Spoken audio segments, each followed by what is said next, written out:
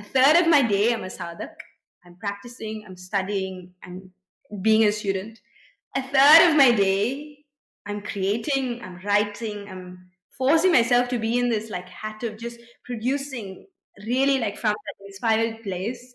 And a third of the time, I'm doing tech things, boring emails, boring marketing stuff. Because if you don't have that aspect, if you don't have that lens of business, and I'm saying this as earnestly as possible, if you don't do that, you're actually not doing justice to all the time you spent being a sadhak, because you don't know how to tell other people about it properly. You're not able to present it in a way that's actually accessible to them. And I think that refining those other two parts, the part that's like firstly just communicating what it is, educating other people, and the part that's like figuring out the tech, writing the emails, doing the marketing, all of this other stuff, a third of your day goes into that. If you aren't willing to invest that time into that stuff, the whole system won't run smoothly, and then you won't be that optimal teacher. You'll go back to your like day job. You won't be able to make this a full-time thing. Hey yogis, Mackenzie Fly here, mom, yogapreneur, teacher trainer, retreat leader, and your guide to master your yoga teaching. This podcast is your weekly dose of actionable wisdom and candid chats with industry experts. Learn to connect deeper, weave yogic magic, and lead by example. Full disclosure, I'm still mastering it too, but together we'll skyrocket your impact and income. Hit subscribe and let's grow, one episode at a time.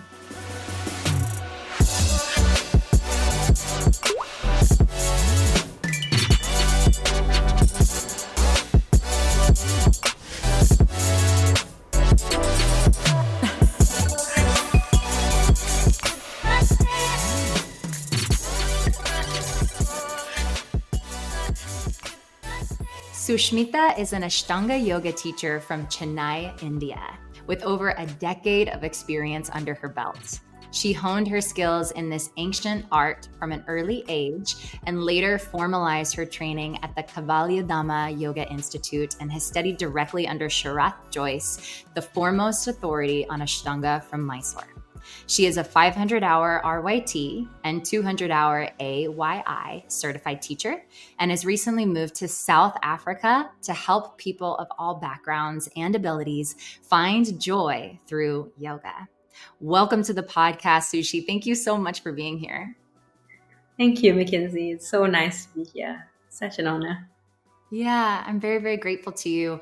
I was mentioning that I am a fan of everything you do online. We are separated geographically, but I've been following you for quite some time and really admire the quality content that you're putting out there. I think that you're doing amazing work with educating, especially yoga teachers. And I know that's a lot of our listeners. So I'm excited to chat with you. Would you mind sharing with the listeners and me how yoga found you and kind of your unique upbringing as far as your early exposure to kind of some of these spiritual practices and really the significance of your birthplace? So yoga found me when I was 8 years old. We had this like local community class, and my father took me to this class with my brother, and we just had to like go to this yoga class. It felt really boring, and was like, what are these people doing? Mixed age group, kids and adults doing this like almost like rigorous exercise type thing. And there's this man who is like, okay, now go into a back bend. And I'm just able to do a drop back. And I realized, wait a minute, my shoulders are really, really flexible and I can do this. And I remember looking at my brother and I was telling him, I think I found my superpower. I don't tell anybody, but I can rotate my shoulders 360 degrees. And he looked at me and he was like, can I try that? He was just stuck there. And that was my first ever yoga class. I was very young and flexible, and yoga found me then. But after it found me, and going back to a few classes, I was doing classical dance at this time, which was kind of helping with my body being flexible and open. But I gave it up completely. I didn't really do yoga afterwards. I didn't pursue it in any way. And it found me again much later through the philosophy when I was 14, when I went to an ashram in Pune which is near 2 hours away from Mumbai. And this was just like a youth camp. And I went to this ashram and I found these people. They were waking up at 4:30 a.m. They were really practicing yoga. They were studying the philosophy, and it was incredible to see people who are adults and happy and living a life of dharma, living a life of like just freedom and openness. And it got me coming back year after year after year to the same ashram. And so I found yoga through the philosophy, but it just stuck as a physical practice my 20s. So immediately after it stuck, I was like, I need to become a yoga teacher. There is no other thing I'd rather do. And so, yeah, it's been 7 years now, and I've just been doing this full time. Never had a real job. I've only ever been a yoga teacher. So this is a unique privilege, but it's also been a lot of ups and downs.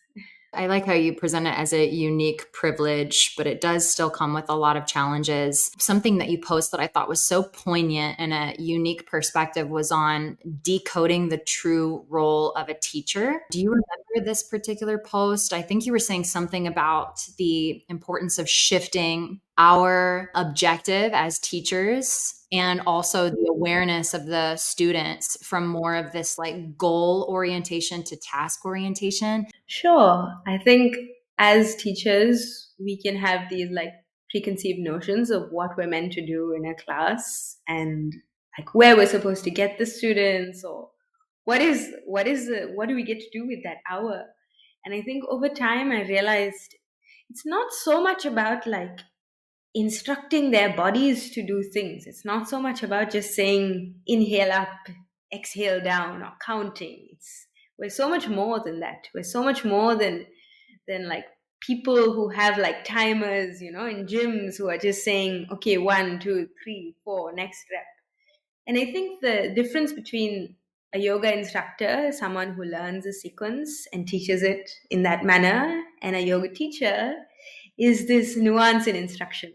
It's the ability to kind of pull out from a student rather than push in knowledge or like tell what to do. It's almost like drawing out rather than forcing in. And I think that nuance has made a big difference in my teaching.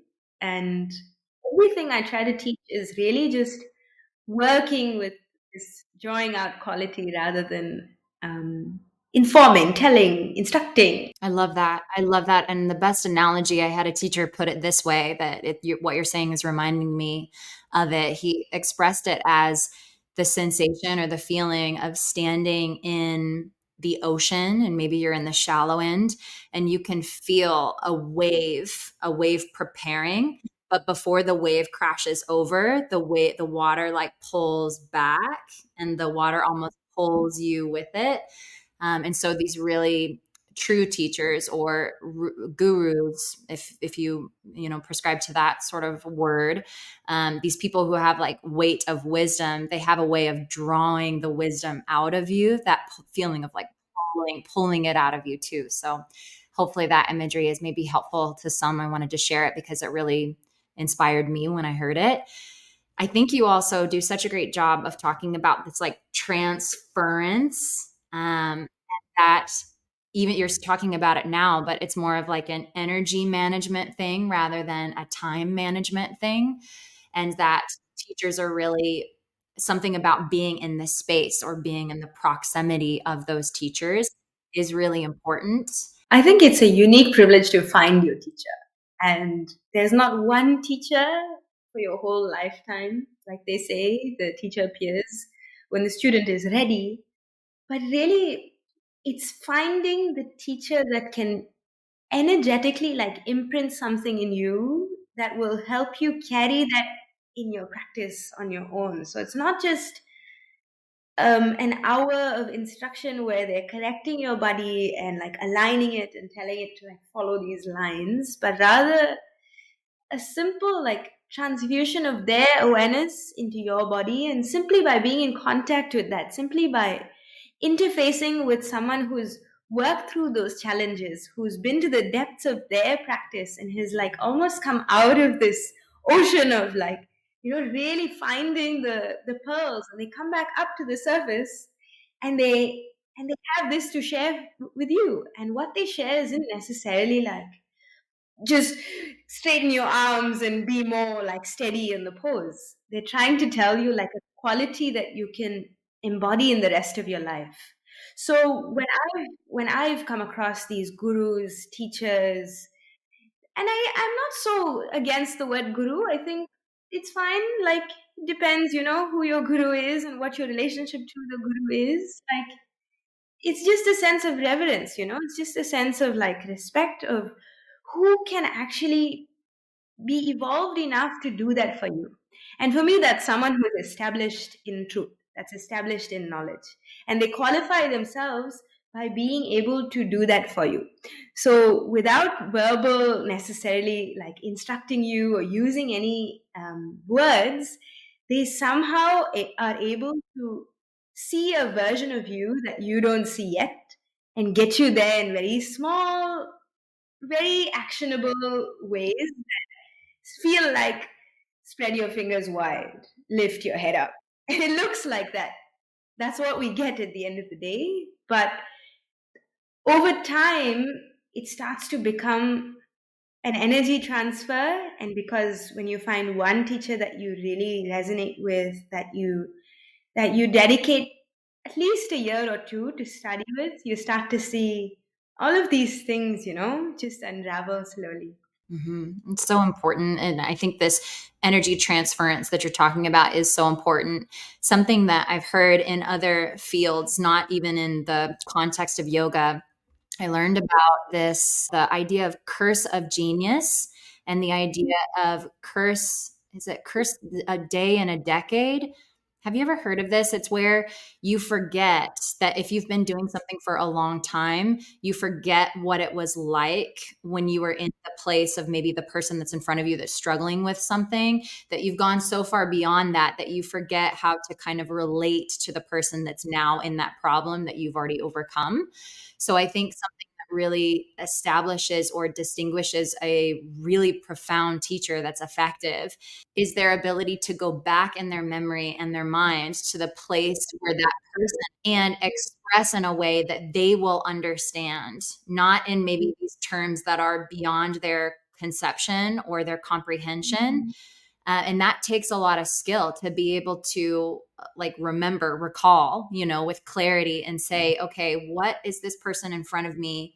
What do they already know? And what do they also not know? And how do I communicate in a way that they will understand, not in a way that serves me, but in a way that is the highest service for them. And I had never heard those two things, the curse of genius and the curse of a day in a decade. No, it's so important to kind of see that, because when we look at the world's best experts, they don't remember what it's like to start from nothing, like start from completely nothing. And I think the more people we teach the different types of bodies, and it's been such a privilege to teach here in Africa, it's been such diverse bodies to see the same practice, this ancient practice, but applied to different bodies, and seeing a beginner who is starting 3 years ago, who started yoga 3 years ago, is totally different from someone who's like still considers himself a beginner but started yesterday, and it's like, how do you still fit this practice? How do you still find ways of giving this to them? And for me, I think it's been more and more I've been attracting students that are me 5 years ago. That's the thing, right? The people that I really help, and of course, I'm able to help a lot more people, like break it down from Surya Namaskars to helping them as much as I can. But the people I've found that I've actually been able to help is a version of myself 5 years ago, where I was, like what I was doing with my practice, what I was thinking about it. And those are the people that seem to be the ones that are like benefiting the most from the teachings. So I don't know, that's why they say, find your ideal student and find more of them, because you serve a single person, but there's dozens, hundreds, millions of that person in so many people that you'll meet. So it's been a challenge, to find that beginner and work with me 5 years ago. So those are the two main types of people that I've been trying to teach recently. Yeah. And for us, because we already have the solution, because we've already found the answer from the direct experience and the living, we don't value the thing that we have to share as much as the person with the problem. So that's kind of another switch that I had to make in terms of being more of this yogi-preneur or this yoga teacher who also has this business mindset of being able to know who I am, how I can serve, and how I can help. You have to realize that you have something to offer, but you don't value it as much as the person who needs it because you're no longer struggling with that thing. And so that was kind of an aha moment for me as well. And when you're speaking in the words of like find your ideal student, it's just it's kind of, I don't know, it can feel icky to a yogi to be like, I don't even want to articulate the person that I want to help because then it makes me feel more like a marketer or like I'm trying to sell yoga. But what I love that you're saying is like that clarity is important because it's all, if especially if it is really truly all about service, it's just helping you be more clear to attract that type of person, the person that hopefully you were 5 years ago, because you do have the actual platform and life experience to back up helping that person because you've already been there and walked the walk. Exactly, Mackenzie. I think like early on in my teaching journey, I was teaching kids, I was teaching at orphanages, I was teaching old people, I was teaching literally anyone, just volunteering and teaching for free. And it was amazing because it was my years of like experiencing yoga as a teacher, like, seeing yoga through the lens of a teacher. And it was like, I was helping, I was doing seva, I was giving it out for free, I was doing as much of it as possible. But was I truly like serving? Was I truly helping? Thinking about it now and the way my teaching has evolved now, I feel like maybe I'm helping me 5 years ago much more than I'm helping those kids that I would have helped for 2 weeks at a time in different parts, not consistent for them as a teacher through the rest of the year.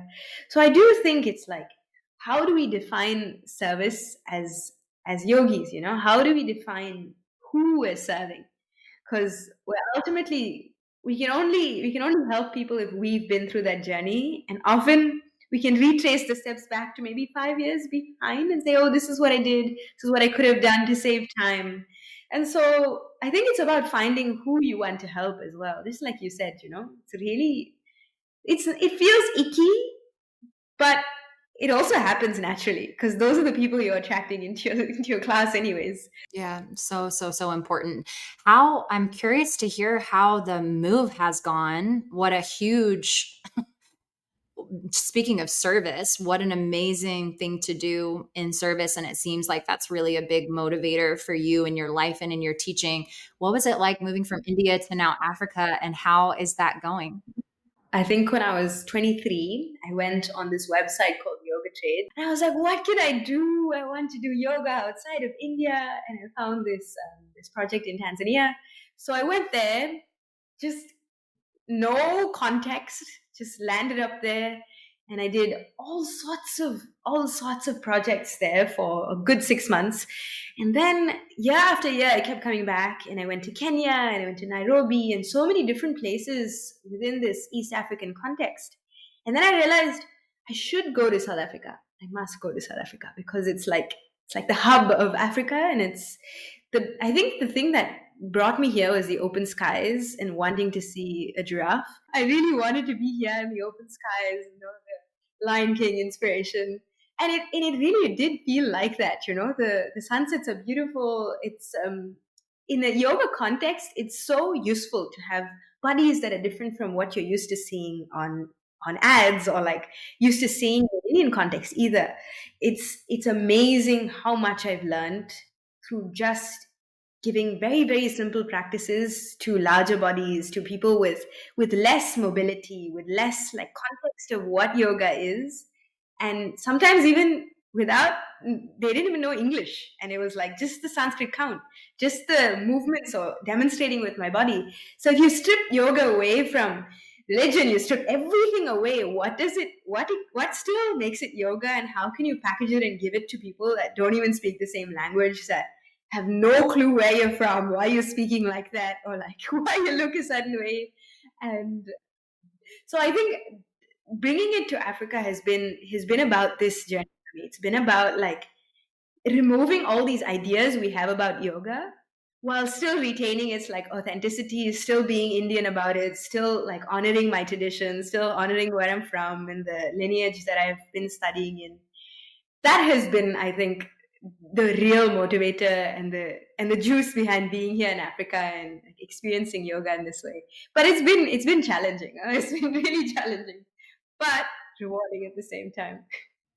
Yeah, I think you bring up so many important points that anytime you are challenged as a teacher, to do your best to have that growth mentality and know that in the moments that feel hard, it's actually helping you become even better if you accept that opportunity. And one time you made this interesting post about our bodies as a yoga teacher being almost a billboard and that people might judge our appearance as the marker of our ability to serve or help them. Like our bodies are the living proof of whether we're a good teacher or not. Can you talk on that? I thought that was a really unique perspective. I'm speaking as a person who grew up with a flexible body, relatively like petite, and just had all these privileges as a yoga teacher to look a certain way to be able to teach yoga. And in many ways, it was actually interesting to see how people responded to me when I could do these jump throughs in class and like jump backs and things like that. People would look at me. One of two things would happen.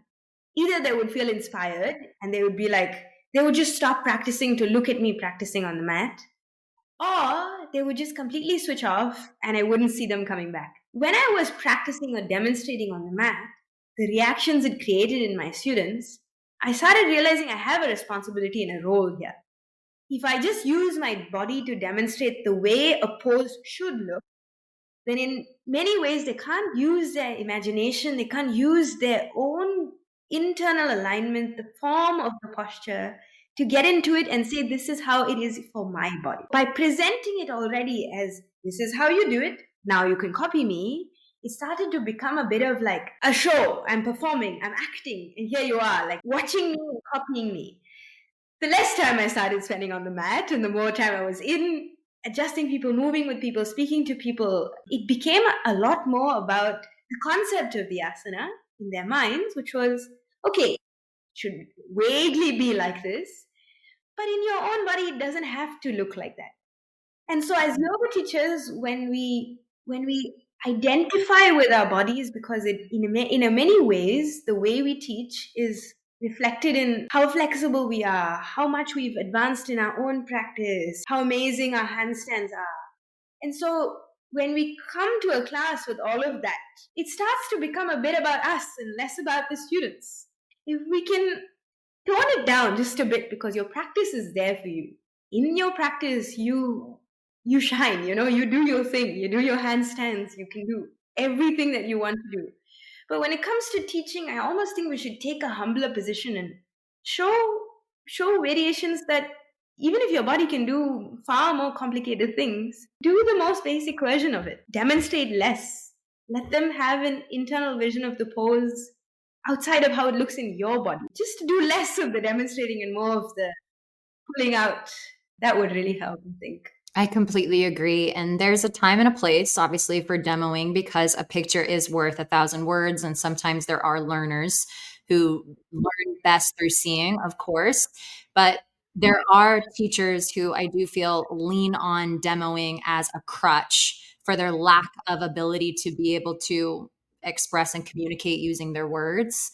So oftentimes, usually when I see like a ton of demoing, it's a teacher's like fear of not being able to like articulate it with their words. And then also, I guess just in general, anytime we show something, we have the pitfall of in doing so, we naturally pull the students' attention and awareness and faculties outside themselves which is the opposite of kind of what we're doing, of course, with the idea of like pratyahara and this sense withdrawal of turning everything inward. Just know that you're doing that as a teacher. When you say, hey, like this actually is kind of the general archetype of what we're going for, know that you have to pull your students outside of themselves to do that. And then how quickly can you, as a teacher, direct them back? Like if you're going to pull them out, then there's also this responsibility to guide them back in now that they've got that snapshot. A teacher said it this way to me one time, is that like kind of mastery of a pose, another way to think about mastery is not just the entrance, but also the exit. So maybe you can think of like that for your teaching too. Like how, if you're going to guide somebody out, you got to kind of like bring them back in, another way to flip it. But you mentioned something about humility, which I really liked. And another thing that I heard you talk on one time was, as a teacher, how discouraging it can be to show up to a class and it be very small. And you were talking about how we can use that as an opportunity as teachers to learn and to practice things like humility. And I really love that reminder. I mean, 7 years in, if you just work at a normal studio, people aren't going to flock to your classes. If you choose to live in a place that's yogic and quiet and, peaceful, you live in a small town and you have a simple life, which is what you envision for yourself, by the way. And then you show up to classes and often there's like 2 or 3 people and that's it, It is discouraging. To this day, even after so many years of teaching, I still find that some of my classes have fewer students. But in those moments when there's only 2 or 3 people that have showed up, I think it's the perfect training ground as a teacher to be like, why am I doing this? Am I doing this so that I can have pictures for Instagram to show a class that's full, to feel like I'm conducting like an orchestra, so all these like a group of people are doing the same thing and I'm commanding them?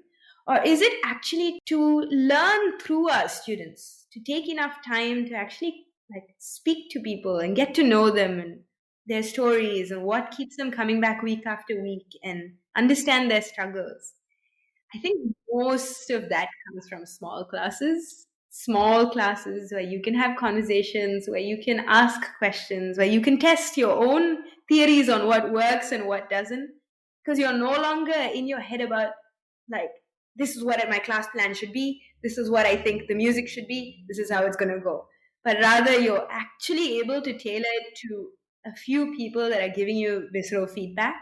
And that's where the real magic of like teaching lies. It's that almost one to one but in a group setting magic, and that can only happen when you have a small class. So if someone's listening to this and they have really small classes, I think it's a real blessing to have small classes. I completely agree. And it can be a measuring stick, or it can be a barometer that we as yoga teachers can measure our success, of back to what we started with, of like how we're transmitting, how we're energetically passing on this like wisdom and this practice.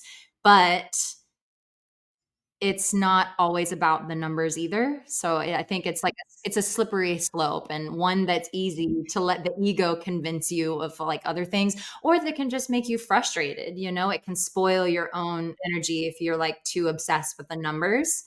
So I really appreciated that reminder, and I think that that's beautiful. As soon as you meet yourself in a class with 2 people, you're meeting that part of yourself that's like, okay, there's no one here. I did all the work. I did all the posts. I've made everything. What's going on? And I think shifting your energy in those moments, like in real time, to say, oh, okay, now I've just got to teach. This is my duty. I'm going to do it to the best of my capacity and not worry about the results, not worry about how I'm being perceived by these people. That is the training, right? That is part of being a yoga teacher, to just simply serve and not worry about who's there, how many people are there, what the consequences are. To go reread Bhagavad Gita, like remember the lesson. Yeah, for sure. The service and action. You mentioned a couple of resources, and you said too a little bit with the move to Africa, the challenges, and even with this last commentary of like, okay, I made the posts, I did all the things to show up and kind of spread the word about what I'm doing. Can we dive into the topic that I can already see all of the listeners like retracting back from the topic from the topic of like the techy yogi and what it takes to share yoga in a bigger way that's beyond the studio, in a way that you yourself are like the biggest promoter. I think we've definitely moved away from the model of just being satisfied or happy or like content with just having four walls and calling that a studio. Like even the move to like needing to promote ourselves on Instagram means that brick and mortar studios, just brick and mortar studios, that model does not work as it used to work in the past. And so since COVID, the concept of the hybrid yoga class has become quite popular. And since that shift, and I've been teaching online since before COVID, and since that shift, I've maybe done 15 variations of my online yoga setup easily with different mics and different cameras and different angles and trying to get them the best shot and making sure they're in frame and giving them enough like confidence that they can do it.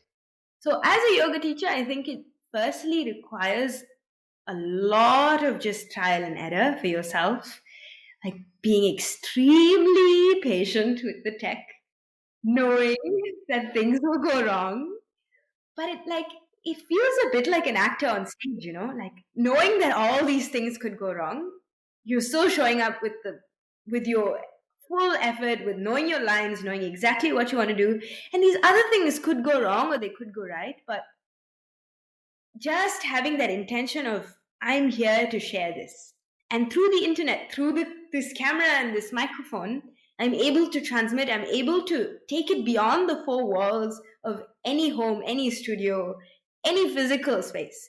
And I think that's amazing that we can do that, and so many of us get to do that. But at the same time, we can be really intelligent about the way we choose our tools, the way we choose like where we put our information, how we convey it. And recently I've noticed that for yoga teachers, there's a lot of the social media stuff is just like audience. You get a lot of visibility, you meet a lot of people, it's nice.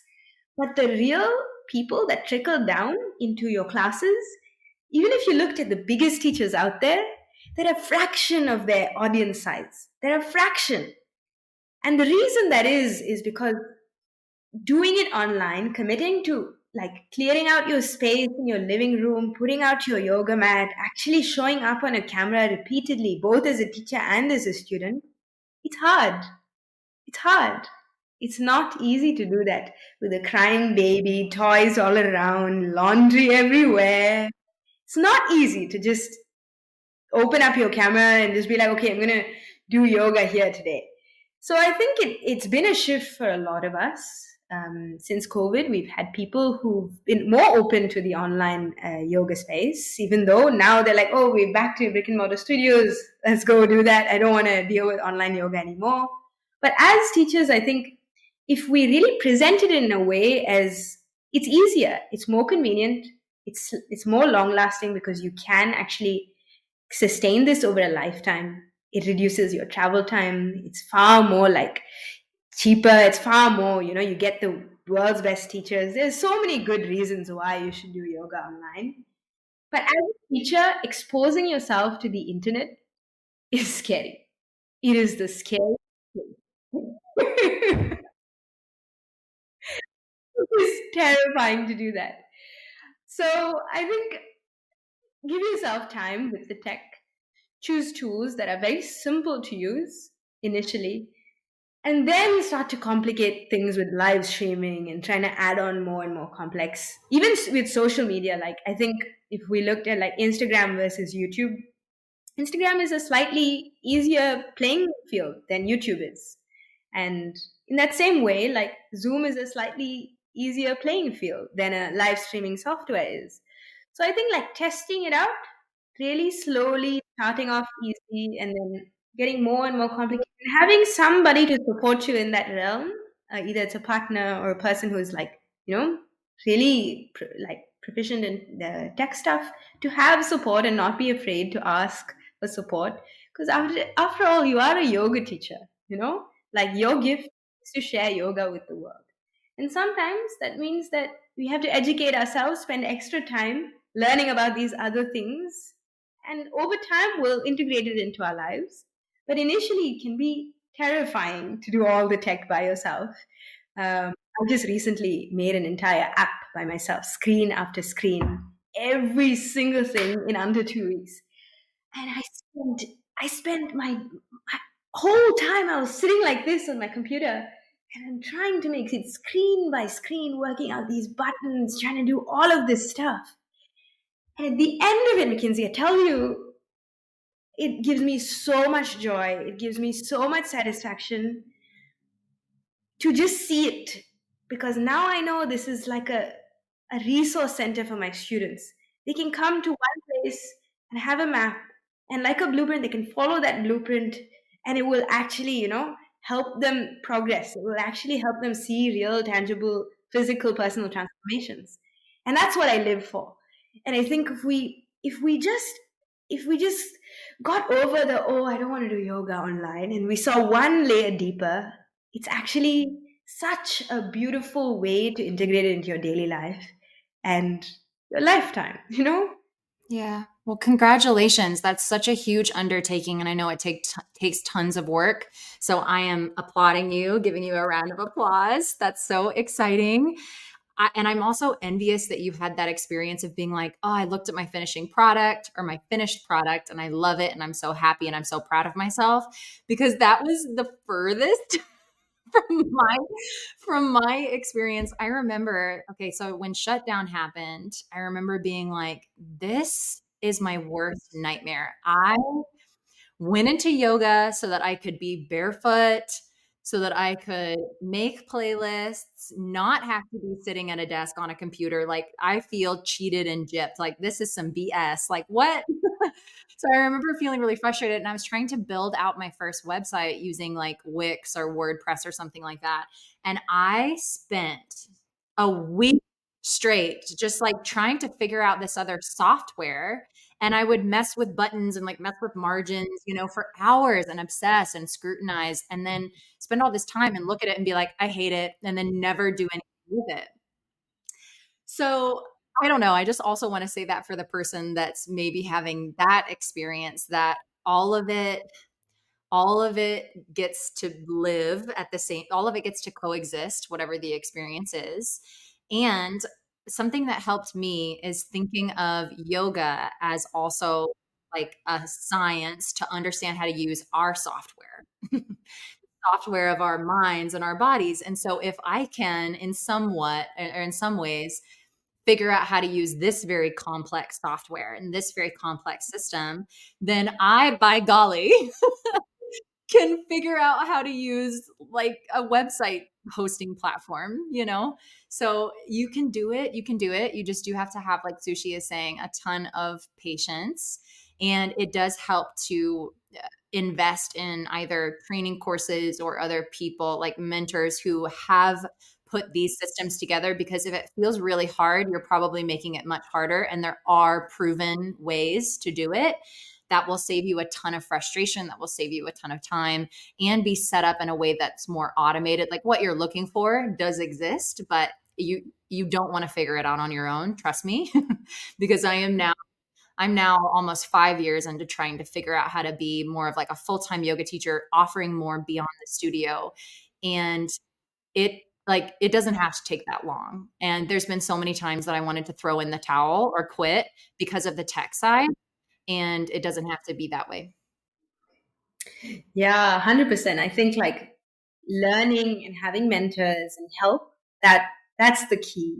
But at the same time, it's also realizing, like you said, like where you have this vision of being a yoga teacher where you're barefoot and you get to travel to Bali and have like amazing smoothies with your friends and hey, but it isn't like that.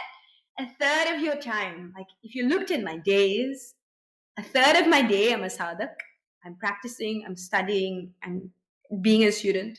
A third of my day I'm creating, I'm writing, I'm forcing myself to be in this like hat of just producing really like from that inspired place. And a third of the time I'm doing tech things, boring emails, boring marketing stuff. Because if you don't have that aspect, if you don't have that lens of business, and I'm saying this as earnestly as possible, if you don't do that, you're actually not doing justice to all the time you spent being a sadhak, because you don't know how to tell other people about it properly. You're not able to present it in a way that's actually accessible to them. And I think that refining those other two parts, the part that's like firstly just communicating what it is, educating other people, and the part that's like figuring out the tech, writing the emails, doing the marketing, all of this other stuff, a third of your day goes into that. If you aren't willing to invest that time into that stuff, the whole system won't run smoothly, and then you won't be that optimal teacher. You'll go back to your like day job. You won't be able to make this a full-time thing. You all live that Bali life and like drink smoothies with your friends, that is a vision that's possible. And I do see why there's so many yoga teachers that like portray that life, because they've somehow managed to make this cycle work for them over time, over years, with help, with the right training. But we can't discount that a lot of our job is not exciting. It's just it is a lot of boring stuff. But we can do it with the attitude of yoga. We can do it with the attitude of, this is also yoga. This is also refining myself. Like, just like you said, this is also yoga in a different way. I'm just doing it like this. And that there's two sides, I guess, or like two wings of your yoga teaching career bird. That what you do inside the studio or inside the yogic experience, whether it's like privates, workshop, yoga teacher training, or retreat, what you're doing in the actual moment, and then everything that you're doing leading up to that moment. And no wonder people feel ill-equipped for it. There's barely any time dedicated to it in our educations and our trainings. And a lot of yoga teachers don't even embrace the idea of being an entrepreneur or embrace the idea of being a business owner, which is usually the first obstacle, is that you don't even know how to think like a business owner. So anyway, what we're trying to say is it's okay. Don't give up, honey childs. Keep the faith out there and surround yourself with other people who seemingly have it somewhat figured out. But the interesting thing is, if you talk to people that look like they've got it all together, and that's what we do, right? Especially when we're online and we're looking at other people's offerings or their website, we're like, ugh, they have it all figured out. They're crushing it. They're already doing it. Like, I can't do it. I should just give up and go bury myself in a hole over here. Like, we have all of this comparison mind stuff. And when you talk to that person will be like, they feel just as lost probably, or just as like they're constantly trying to pivot. They're constantly trying to adjust and recalibrate, because it's never done. And it has to be a living, evolving thing, just like you, because it is. And I think for that person that's like looking at other people's websites or their ads or all of the things that they're doing inside, they are still figuring it out. Definitely. There is no one I know, and I've known a lot of yoga teachers who can comfortably say, I have it all figured out. It's all here it is. Because every teacher is unique. Every teacher is unique, and the person they're helping is also unique.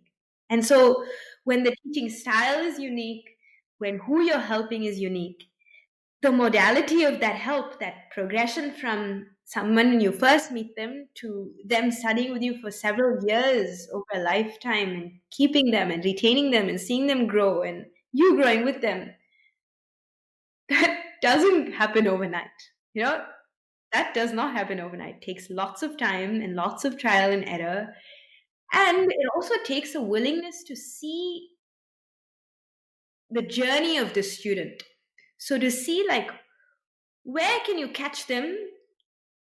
Because if you catch them at a very, very early stage when they don't have influences of wrong habits or bad movement patterns, you're actually at an advantage. Because if they've just come from doing gym all their lives, they've never done yoga before, then you capture them from scratch, and it's actually a privilege. You can take them on that journey to where you want them to go. But ultimately, it should always be about giving them the ability to have a self practice, because they can't be reliant on you all the time. You could be traveling, you could be in Bali with your friends, drinking smoothies, you could be studying. And so if they don't have that self practice, if they aren't independent at the end of the day, then all of the previous steps that you bring them through, you aren't empowering them. So I think regardless of where your student comes in, whether they come from like a gym and they feel stiff and they're just starting out, or you've had someone doing a different style of yoga for 6 years before they come to you and they have all these notions of what yoga should be like, and then they come to you and they expect it to be like that. They expect you to be like that. And you don't cater to that. Then you start to think about, what is the one consistent goal that I have to take this student through? For me, that goal has been to enable them to practice on their own and use the practice as a healing modality that is free, easily available, that they can do on their own, that gives them like a steady, solid support through the chaotic, like, ups and downs of life. And if we can't do that as yoga teachers, if we can't just be there on the journey with them, and grow with them and see them over 6 years, 7 years, over a lifetime, then I feel like we'll meet a lot of people. It's like having a hot dog stand near the Eiffel Tower. We'll see a ton of people just coming in and going out, like, great. But imagine that local restaurant that's down your street. They see the same people twice a month. They have family. So it's like, which type of yoga teacher do you want to be? Do you want to be a hot dog stand in the Eiffel Tower, or do you want to be a local restaurant teacher? Yeah, I love that so much. I love that so much. And I want to acknowledge and encourage you that even from afar and from just the limited exposure I have you from the way you show up online, it seems like you're doing that. And it's such a beautiful example that I appreciate and that I'm inspired by. I really love the way you speak. I think you have such a clear transmission yourself. So what you are talking about, you are embodying. So I just wanted to acknowledge that and tell you. What, speaking of like some of the offers and the ways that you show up online, the latest things that you have, I think I saw that you have this mini course on kind of fundamentals. Can you share with the listeners about that and more on how they can plug into what you do and your services? Sure. I think the fundamentals first was born out of a need to have people like rethink what a beginner's mind is. The same thing that I was saying, right? Like, if we can return to the basics time and time again. I teach a style called Ashtanga, and every single day you do the foundational poses. Even if you're super advanced and you've been practicing for a decade, you're still doing the ABCs. And because of this like layered hierarchical thing where you're learning one posture after the next, and it's kind of, you're still not forgetting the basics. I think for me, the most important thing was to introduce enough people to this simple foundational sequence that they can do at any time on their own and really, really get benefits from it. So that's basically the course. It's amazing because I've seen dozens of people go through this course and they always tell me the same thing. They always say like, Sush, I didn't think that you'd have to breathe when you're practicing, and breathe and practice at the same time. I thought we did breathing and then we did practicing. Why are you so like fixed on breathing and practicing? But when I started breathing and practicing, like you said in the classes, I found that my whole practice had changed. And I listened to this over and over again, and I'm like, this is the thing, right? When we return to the basics, we think about all those things that we missed. And sometimes the things that we missed are the things that could take us from those basics to the most advanced postures, the most nuanced philosophy, the goal of yoga. And that is what we have with us, the breath, from the minute we're born to the minute we die.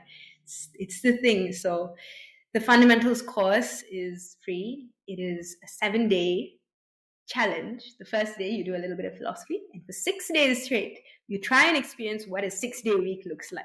And I'm there watching you to see if you're doing all the things, you're checking all the boxes.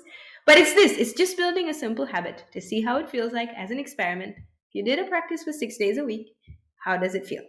And at the end of that, you can decide, nah, this is not for me. This girl is on about something, and it's just like, ooh, it's fine.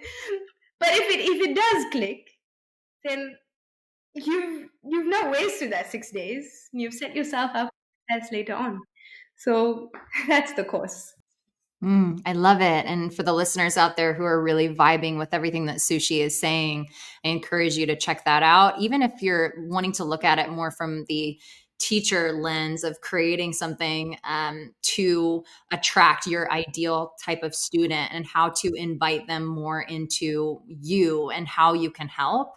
I think she's done an incredible job, and it's an example that you can look to. I have learned so much from this conversation. I'm feeling super inspired, and I hope that you are too. If you gleaned anything from this episode, please take a screenshot and send it to a friend. Help us spread the word about the Master Your Yoga Teaching podcast and the episodes and value that drop every single Wednesday. Thank you so much, Sushi, for being on the podcast. Thank you so much. Until next Wednesday, everybody, namaste, blessed.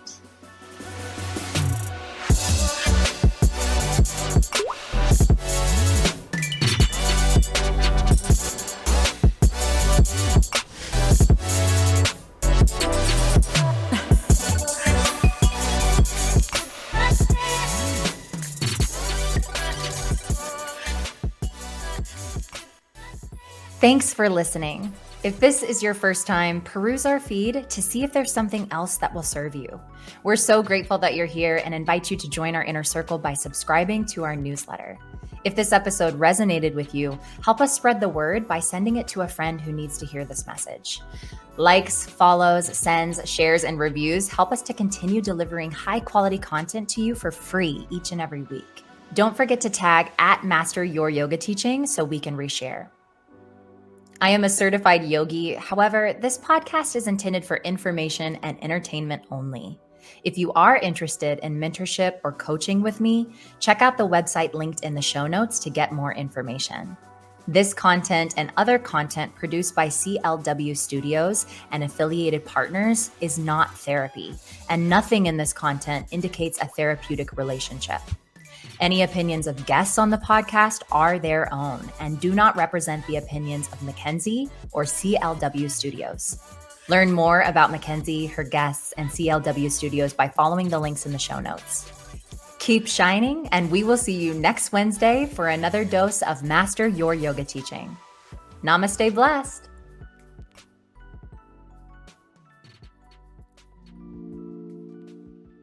I love helping yoga teachers stand out through skillful storytelling and theme weaving. That's why I'm so excited to tell you about Inspired Flow Monthly.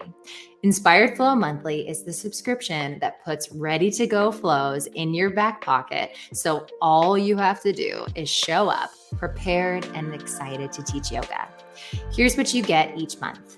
One cohesive class plan PDF, complete with dynamic sequences, curated playlists, one with lyrics and one without, and an inspiring theme for your next vinyasa yoga class. That's really what makes the subscription stand out. One ridiculously short and sweet video tutorial of the sequences, one subscriber email that gives you all the deets. Inspired Flow Monthly is for the yoga teachers that are experienced but out of creative juice and need to gas up.